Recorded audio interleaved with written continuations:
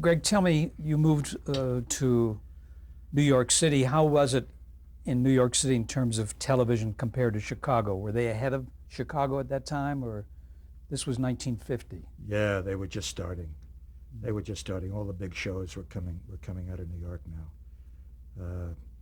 They had, the stars were in New York.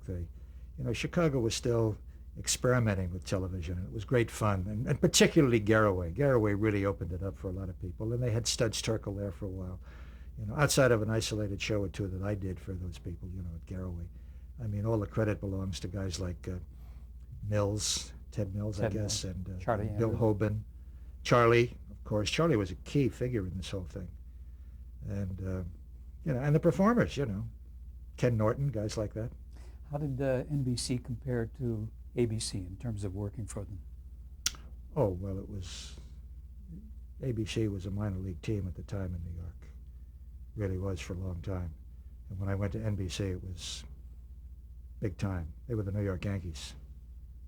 That's really what it was. Going up in that elevator to the 8th floor. Very impressive. Yeah. Very, very impressive.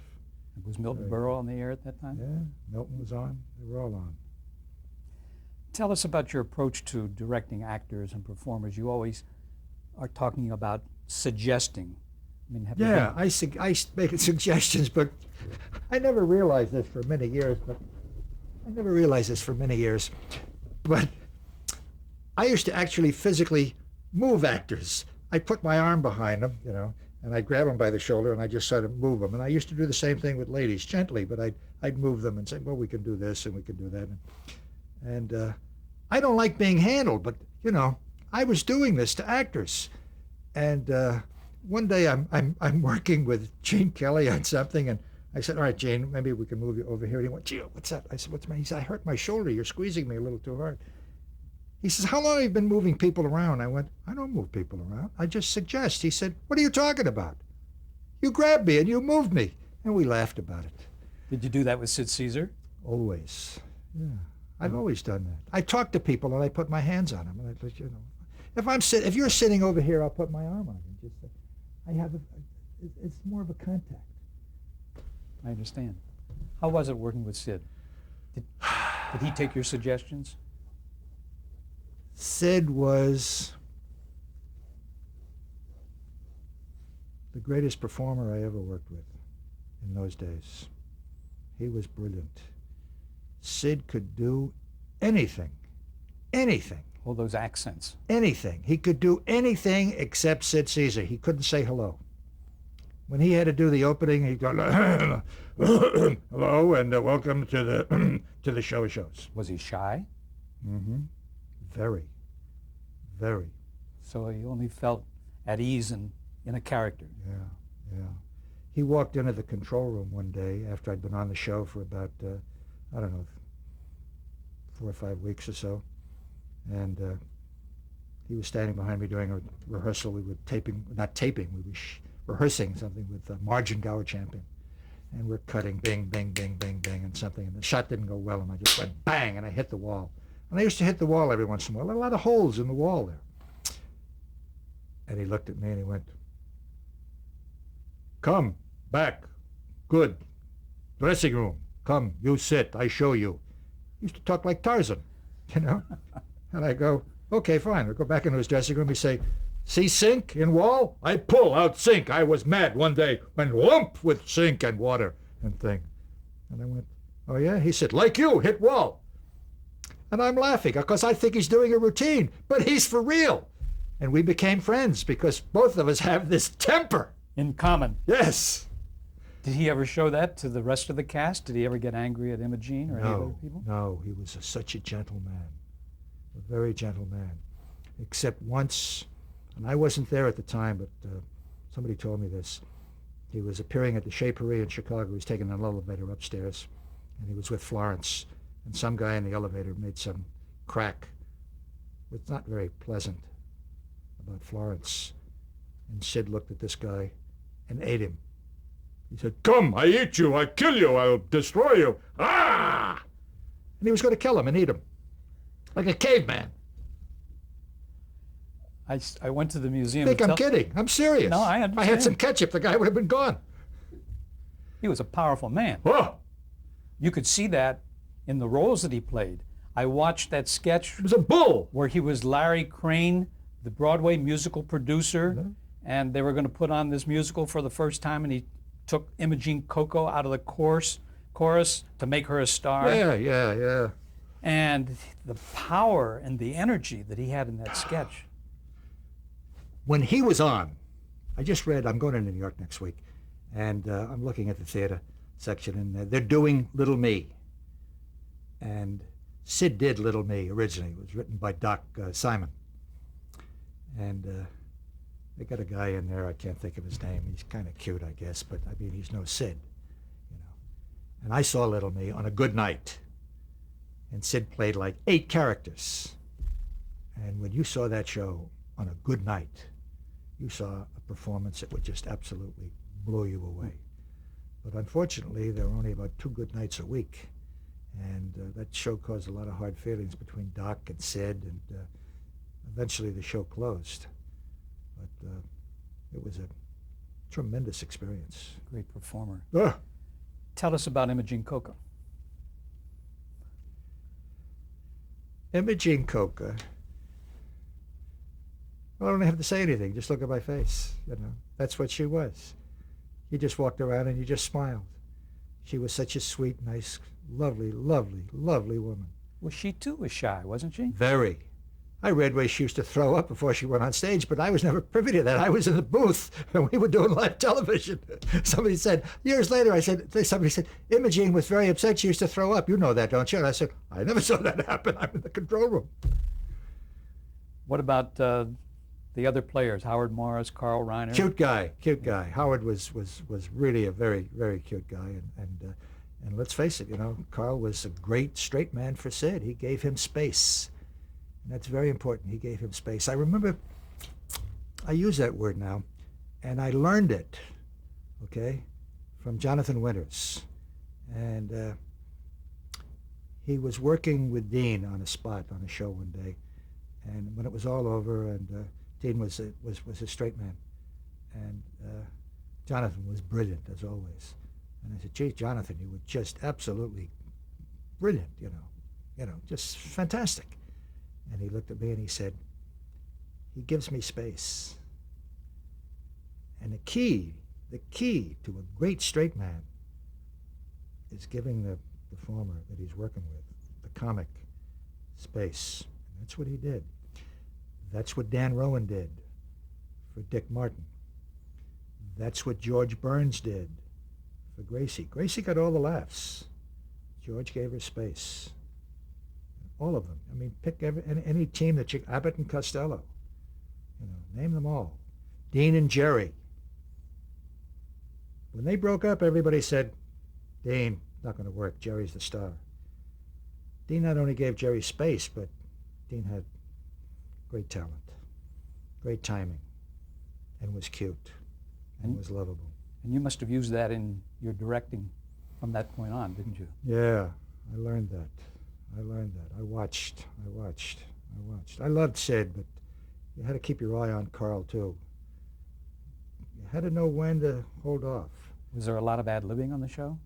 No, not a lot. Did they stick with the script? Yeah, pretty much. I used to do my shot sheets, you know, the day before we shot. Did you start the rehearsal of the show like on a Monday? Because they were on Saturday, right? Monday and Tuesday were writer days. Material. So you'd get a script on what day? When I'd get a script on a Thursday. Wednesday. Wednesday we'd start walking through it, but most of the time I'd be spending. It took a lot of time to do the production numbers. And we had big production numbers on every show. It took a lot of time because it, you know, every beat had to be, you know, different angles, everything, as you could well imagine. And of course we did it live. And Thursday we had a run through. Friday night we'd go to the theater and we would have a run through on stage without the scenery, and they were hanging the scenery Friday night because there was another show in the theater. Was that the Center Theater? No, that was the International Theater at 57th, Columbus Circle. Mm-hmm. And Saturday morning, this was an hour-and-a-half show. Saturday morning we started at 8 o'clock. blocking. We finished blocking the whole show by noon. We took a break for an hour. We did another run-through of some of the production numbers, not the sketches, from 1:30 to 2:30. We took a break, played baseball in the park for about an hour, softball. Came back and did a dress rehearsal. Finished that about 6:30, 7 o'clock, I guess we finished that. Max would give out notes. 9 o'clock we went on the air live for an hour and a half. Can you remember any mishaps there in terms of live television? Not comparable to Super Circus, but things that happened? Would somebody go up in their lines on a sketch? No, never. That show, I've never been asked that question, but that's an interesting question because I did that show for almost 2 years, and we never, ever made a mistake, nor did the actors, nor did the technical staff. Everybody knew that it was the most watched, the most successful show on the air. So everyone was really psyched up to really go in and do a performance. I watched a football game the other day between Minnesota and the Green Bay Packers, and the Packers were favored by 7 points, and Minnesota beat them badly because the other team didn't come to play. When we showed up at that theater, we came to play. There were no games. It was business. Everybody wore blinkers. There were no jokes. There was no nothing. Performance, technically set up, perfect. It was opening night. That's what on it Broadway. was. And when you finished that show, you felt you were on Broadway. Because Max, he was a genius. He gave out programs with the sketches and everything.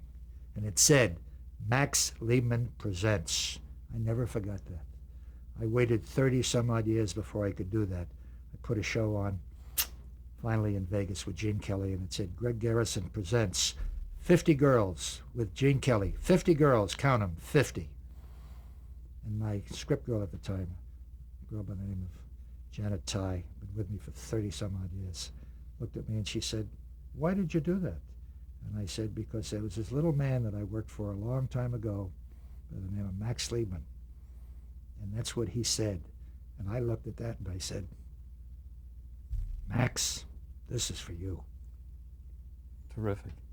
What was your biggest challenge, or the biggest challenge you faced in prepping your show of shows? Was it the camera work, setting up the shots? Oh, absolutely, yeah. Especially the musical numbers. There were, there might be a script in here someplace that I could just show you, a marked script that you look at it, you go, hundreds of shots, hundreds, in an hour and a half. And how many cameras did you have? 4. You didn't have the fluidity that there is now because the cameras were big and cumbersome. Yeah, but one other thing, I never ever moved a camera on a comedy number. The cameras were fixed at the back of the house. The cameras and the cranes only worked when we were doing musical numbers. When comedy, nobody walked on stage, nobody moved, nobody scratched themselves, nobody moved a light, nobody moved a camera, nobody did anything. They just froze. It was one shot. Every camera. But they were frozen. Nobody moved. None of the equipment moved because the trick was pay attention to the comedy. One time only. We don't care whether they paid attention to what they were watching when they were doing musical numbers because that was an artistic thing. It was you watch the television screen. We didn't need any kind of reaction from them except when it was over where they applauded politely. Did you have many cuts within a sketch? Oh, 50, 60. Constant. To get the reactions of Imogene and Sid? And they all knew where the cameras were. It's amazing. It's amazing that Sid and Imogene, amazing, that we did it twice before we aired it.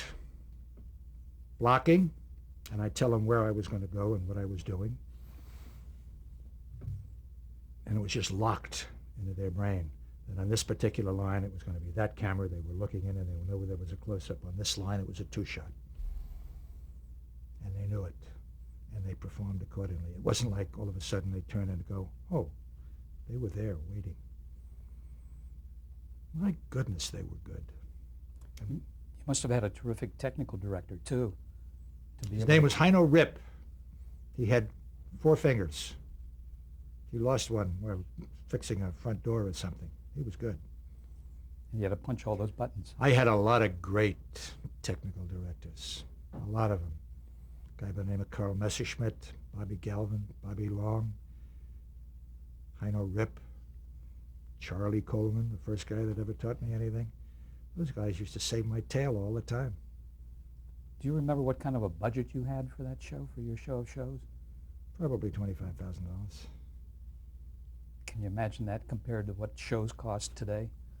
Of course, the dollar's different, but even so. I just read where, what was it, Seinfeld? He turned down, what was it, $5.5, $6 million a show, half hour? Good for him. His shoes are paid for. He's having a good time. Tell me about some memorable shows, your show of shows, with guest stars or anyone that comes to mind. I really can't answer that because they were all just, it was, as soon as it was over, we just stopped cold and next week. We never thought about last week's show. We never thought about anything about last week's show. Whether it was, it was over and it was great and it worked and this was fine. Erased from the map. Next. Started in right away. You never had a movie star guest that didn't work out or anything like that? No. Those that came to work without fooling around or doing anything. They did it all, and they did it well. No funny stories. Fabulous. Just show. great performances. Yes. Did you get any creative interference from the network, or did they No, leave you alone? never. They left you alone? Never. Not on the show of shows. I had a lot of problems when I was working with Dean. Yeah, we'll get to that. So tell me about when you first started doing the Kate Smith daytime show and your show of shows at the same time. I'd show up at 8 o'clock in the morning. I lived up on Riverside Drive in 87th Street. I had a bicycle. I used to take my bicycle, and I'd ride to the studio, which was on 44th Street. And people just think I was crazy. I just had a good time. I had my funny little bicycle. Leave me alone. And I'd show up at 8 o'clock in the morning, and I did, I guess the show was set up in 4 15-minute segments, and each 15-minute segment was another sponsor. And I did all the commercials live, okay? And all the advertising guys were down there, telling me how to do the commercials and whatever. And that's why I made a lot of money on that show, because I was paid not on an hour show. I was paid on 4 15-minute shows a day. So guild-wise, it amounted to a lot of money, particularly for me. And then Kate would show up about 3 o'clock, and with Ted Collins. And the show went on at 4. Oh, 12 o'clock. I beg your pardon. Thank you. Kate would show up at 12 o'clock, and she'd rehearse with a guy by the name of Jack Miller, and he was the conductor. And the trumpet player in the band was a cute guy who later went on to be the head guy for Johnny Carson for 25 years. What's his name? What's his name? Give me a name. Who? Doc. Doc Yeah, Severinsen, Doc. yeah. Doc Severinsen. Yeah, Because Doc Severinsen was the trumpet player. So I every time I see him, every once in a while, I bump into him. He fools around with horses. I say, "Hey, Doc, remember the old days?" And he'd laugh. We had a good time. She would show up at 12. She'd go over all her music. And then I'd go over the routines that we did and interviews and some songs that we did. And we'd block them and set them up and shoot them. And she did a lot of performing. Was it her first time on television? First time on television. Yeah. How did she take to the medium? A pro. She was a pro. She was a pro. And everyone referred to her as Miss Smith. Miss Smith so-and-so, Miss Smith so-and-so. And Ted Collins called her Catherine. Okay? He was her manager for many, many years. And he was also the producer, and he was a hell of a guy. I really liked Ted. He was a tough guy, but he was my kind of guy. I liked him a lot. And he did the intros to the show, too. Yes, he did. Later on, that. he got very involved. Yeah. Yeah, he decided he wanted to be a performer. He also owned a football team, too, called the the New York Yankee football team is what he owned at the time.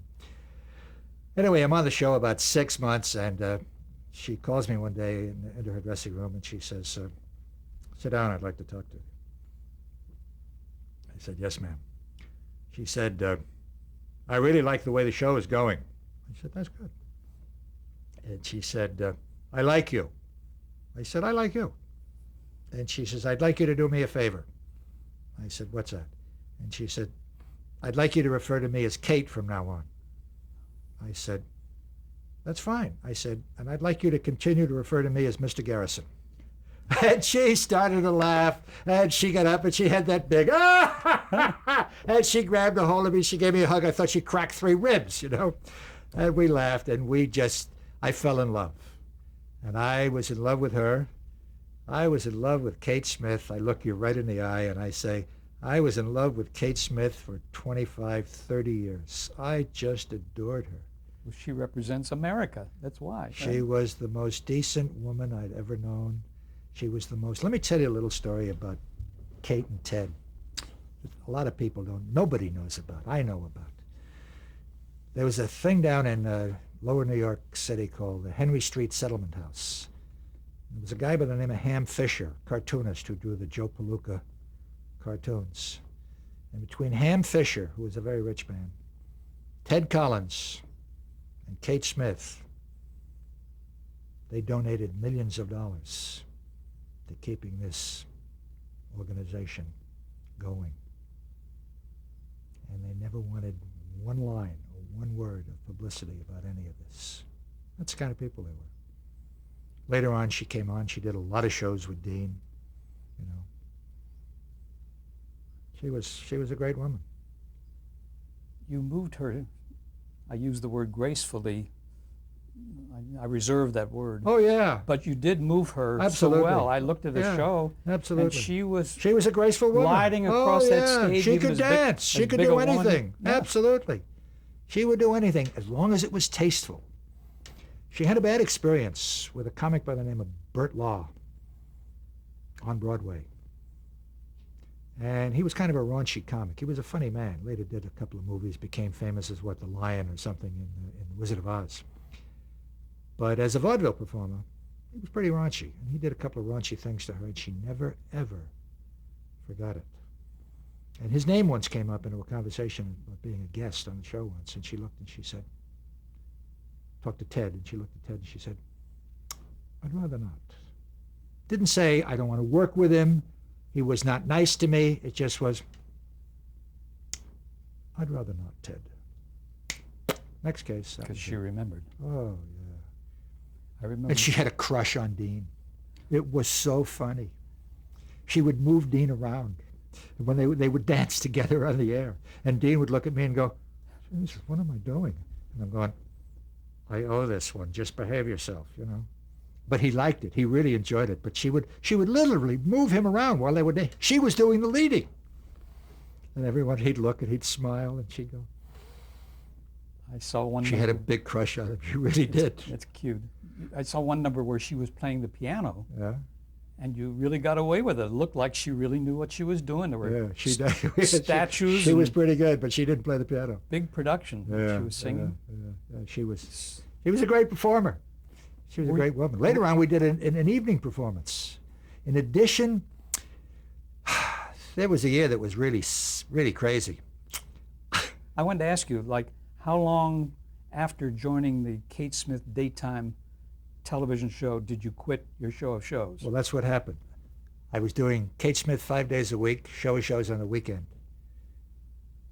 At the end of the first year with Kate, Ted came to me and said, look, I want you to do an evening show with Kate next year. NBC is going to put her on Wednesday night at an hour of her own. And I said, oh, well, you know, I'm doing the show of shows. He says, I'll make it worth your while. So I went to Max and I told Max that I had this big chance to do this. And Max was very good to me and he said, okay. And Bill Hoban came on, who was doing Garraway, that I replaced him one week and he replaced me on show of shows. Bill was a good director. He did very well on that show. I think it went on another year, maybe 2, before Sid branched out on his own series. But all that experience on your show of shows, that did help with the Kate Smith show, didn't it? I learned so much from everyone that I ever worked with. Everyone I ever worked with in this business. I don't care who it was. Stagehands, cameramen, lighting men, everybody. They all did something. Everybody had something. George Burns once said to me, he said, let me tell you something, kid, smoking a cigar. He said, the worst act in show business has got 30 seconds. That's why they went into show business. The problem is, sometimes they stay on longer than 30 seconds. And he said, you'll find that to be true with everybody that works with you on the show. Somebody's got something to offer. Try to get that to work. I love it. He was quite a guy, George. Burns. I'll get to him later, hopefully. Okay. I'm going to go to 1953 when you directed the last season of the Texaco Star Theater. Milton Berle, big star, Mr. Television, started in 1949. Were you at all apprehensive when you went on to that? No. How did it come about? We did the nighttime show with Kate, Getting Big Stars. Ted booked Milton Berle as a guest. He showed up on the stage at the Center Theater, 3,000 people, rehearsal, and he walked in with his entourage and his whistle and his whole group.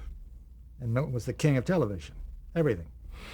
And he walked in and he went, all right, this is the way we're going to do this. And I looked at him and I said, this way we're going to do what? He says, this is the way we're going to do the show. He said, I'm going to come out and I'm going to do this, and this. And I was just a fresher kid as he was.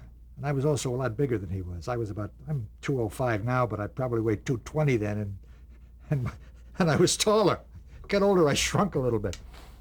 And he looked at me, and I think he was physically afraid of me because he had heard I'd belted a couple of people from an advertising agency once, which was pretty stupid.